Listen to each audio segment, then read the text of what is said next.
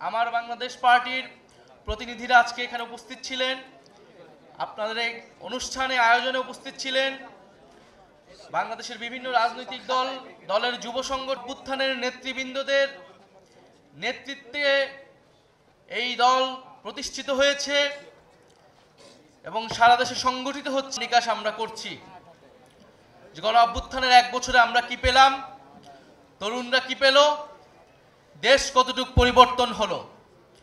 কারণ এই হিসাব নিকাশ না করে নিলে আমরা বুঝবো না আমাদের আগামীর দায়িত্বটা কি। গণ অভ্যুত্থানের 1 বছরে আমাদের আকাঙ্ক্ষা পূরণ হয় নাই।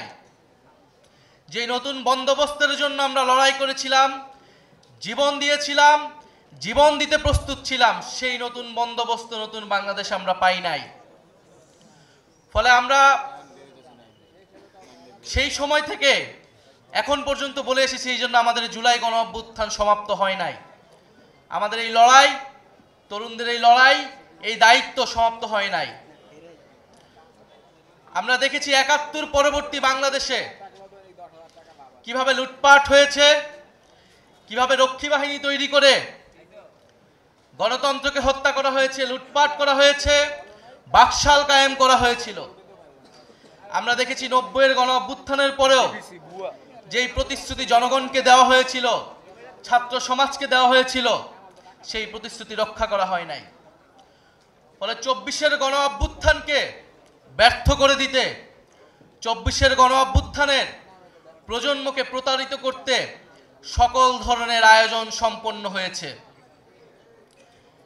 কিন্তু আমরা বলতে চাই, সমীকরণ এখনই শেষ হয়ে যায় নাই। ফলে যারা এখনই সমীকরণ মিলায় ফেলছে তারা ভুল পথে হাঁটছে। গণ অভ্যুত্থানের শক্তি, তারুণ্যের শক্তি এখনো রাজপথে আছে, এখনো মাঠে আছে। গত 1 বছর ছাড় দিয়েছি, জুলাই ঘোষণাপত্রে ছাড় দিয়েছি, জুলাই সনদে কোনো ছাড় হবে না। 1% ছাড়ও জুলাই সনদে দেওয়া হবে না। যেই মৌলিক সংস্কারের রূপরেখা জনগণের পক্ষ থেকে ঘোষণা করা হয়েছে, যেই মৌলিক সংস্কার, যেই নতুন বন্দোবস্তের কথা আমরা বলেছি, যেখানে গণতন্ত্র নিশ্চিত হবে, স্বৈরাচার আর ফিরে আসতে পারবে না, রাষ্ট্র কাঠামোকে গণতান্ত্রিক হিসেবে করে তুলব, সেই জুলাই সনদে আমরা 1 বিন্দু পরিমাণ ছাড় দিব না। আমরা নির্বাচন চাই। নির্বাচন, গণতন্ত্র, ভোটাধিকারের জন্যই আমাদের লড়াই ছিল। কিন্তু আমরা এর সাথে এও বলেছি, পরিবর্তনের মধ্য দিয়ে বাংলাদেশকে যেতে হবে। বাংলাদেশের এই মুহূর্তে সবচেয়ে বড় সংকট হচ্ছে স্থিতিশীলতা এবং জাতীয় ঐক্য ধরে রাখা। যদি রাজনৈতিক দলগুলো, রাজনৈতিক শক্তিগুলো নিজেদের মধ্যে জাতীয় ঐক্য ধরে রাখতে না পারে, দেশের স্থিতিশীলতা নিশ্চিতে নিজেদের মধ্যে ছাড় দেওয়ার মানসিকতা তৈরি না হয়, ফলে আরেকটি ১-১১ আসবে। কারণ আমরা ইতিহাসে এটাই দেখেছি। আমরা মনে করি রাজনৈতিক সমস্যার সমাধান রাজনৈতিক দলগুলোকেই বসে করতে হবে এবং সেই সংস্কৃতি বাংলাদেশে কায়েম করতে হবে। যদি রাজনৈতিক দলগুলো ব্যর্থ হয়, লাভবান হবে ডিজিএফআই, লাভবান হবে অরাজনৈতিক শক্তি, লাভবান হবে বিভিন্ন বৈদেশিক শক্তি।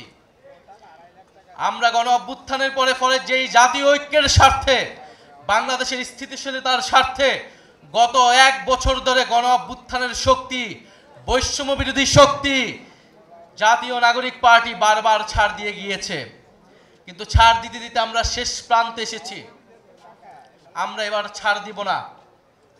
আমরা এবার আদায় করে নিব যে গণ অভ্যুত্থানের পরে নতুন বাংলাদেশের প্রতিশ্রুতি আমরা দিয়েছি, যে গণতন্ত্র প্রতিষ্ঠার, বৈষম্যহীন বাংলাদেশ প্রতিষ্ঠার প্রতিশ্রুতি দিয়েছি।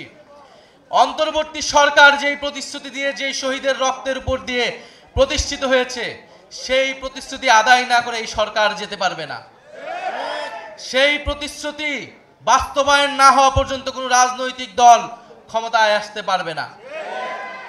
ফলে আমরা এখনো বলবো, আসুন জাতীয় ঐক্যের স্বার্থে, স্থিতিশীলতার স্বার্থে আমরা সেই প্রতিশ্রুতিগুলো একে একে পূরণ করি। আজকে জাতীয় যুব দিবস, জাতীয় যুব সম্মেলন, ফলে যুবকরা একত্রিত হয়েছে। আমরা দীর্ঘ সময় ধরে আপনাদের স্বপ্ন, সম্ভাবনার কথা শুনেছি।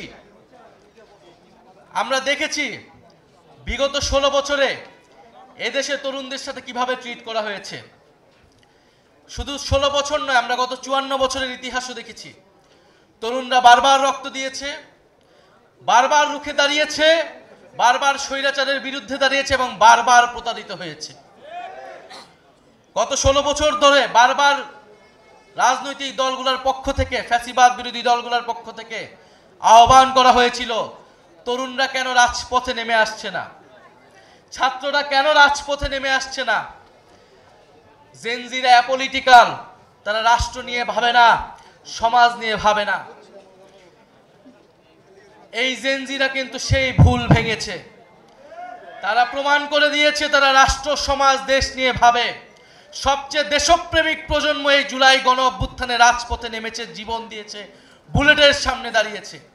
বাংলাদেশের বড়নগরের ভাগ্যের কোনো পরিবর্তন হবে না, এইটা বাংলাদেশের তরুণরা আর মেনে নেবে না। বাংলাদেশের তরুণরা একটা অমর্যাদাকর জীবনযাপন করে,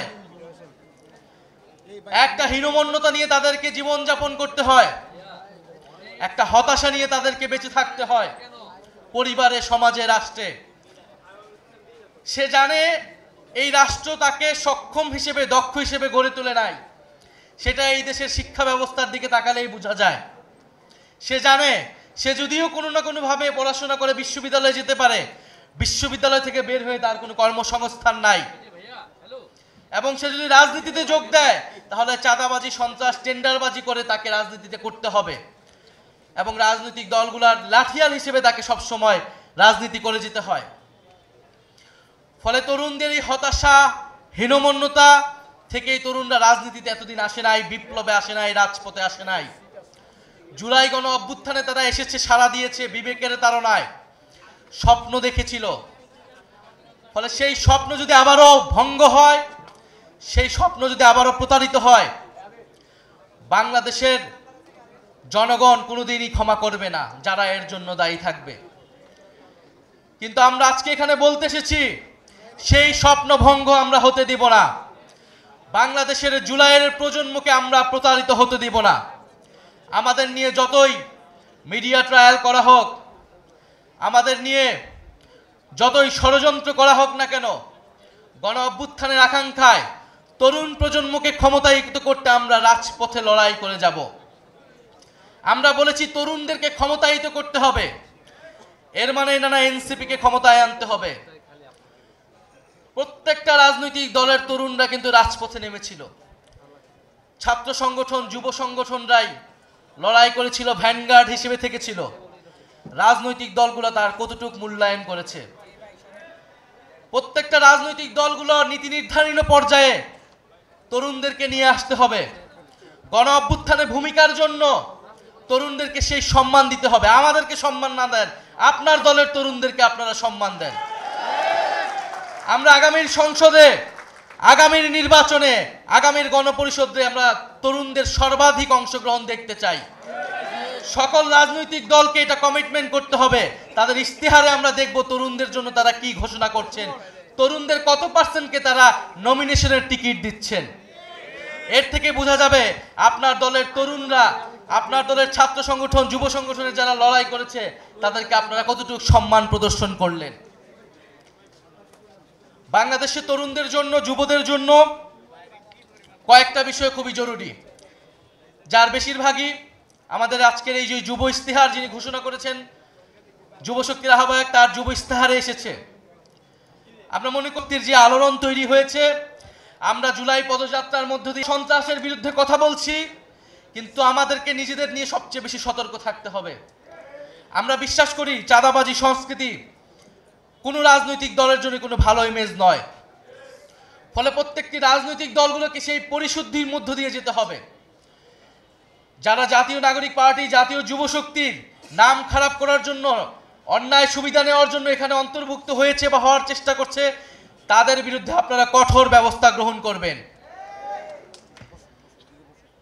প্রিয় যুব বন্ধুগণ, গণ অভ্যুত্থানের পরে নানাভাবে চেষ্টা করা হচ্ছে গণ অভ্যুত্থানের শক্তি, তারুণ্যের শক্তিকে অবদমন করার জন্য। এই গণ অভ্যুত্থানের তারুণ্যের শক্তি শুধু বাংলাদেশ নয়, পৃথিবীর তরুণদেরকে প্রভাবিত করেছিল, অনুপ্রাণিত করেছিল। আজকে আমরা আন্তর্জাতিক যুব সম্মেলনে আন্তর্জাতিক যুব দিবস উপলক্ষে এই যুব সম্মেলন থেকে আমাদের গণ অভ্যুত্থানে সারা বিশ্বের যে সকল তরুণরা আমাদের পক্ষে অংশগ্রহণ করেছিল তাদেরকে ধন্যবাদ জানাই, তাদেরকে স্মরণ করি। এবং ফিলিস্তিন, গাজা সহ পৃথিবীর সকল স্বপ্ন দেখছি, যেই নতুন বাংলাদেশের জন্য আমরা লড়াই করেছি, লড়াই করে যাচ্ছি, যুব শক্তি সেই লড়াইয়ে অগ্রগামী হবে, অগ্র সৈনিক হবে, বাংলাদেশকে পথ দেখাবে। আমরা বিশ্বাস করি জাতীয় যুব শক্তি শুধু জাতীয় নাগরিক পার্টির ভ্যানগার্ড নয়, বাংলাদেশের স্বাধীনতা সার্বভৌমত্বের ভ্যানগার্ড হিসেবে আবির্ভূত হবে। ফলে যুব শক্তির ভিতর আমরা সেই সম্ভাবনা দেখি। ইনশাল্লাহ যুব শক্তি রাষ্ট্রশক্তি হবে এবং আমরা বিশ্বাস করি তারুণ্যের প্রথম ভোট তারুণ্যের পক্ষে হবে, তারুণ্যের প্রথম ভোট তারুণ্যের পক্ষে হোক। এই স্লোগান নিয়ে আমরা বাংলাদেশের প্রতিটি গ্রামে গঞ্জে, প্রতিটি উপজেলায়, প্রতিটি থানায় আমরা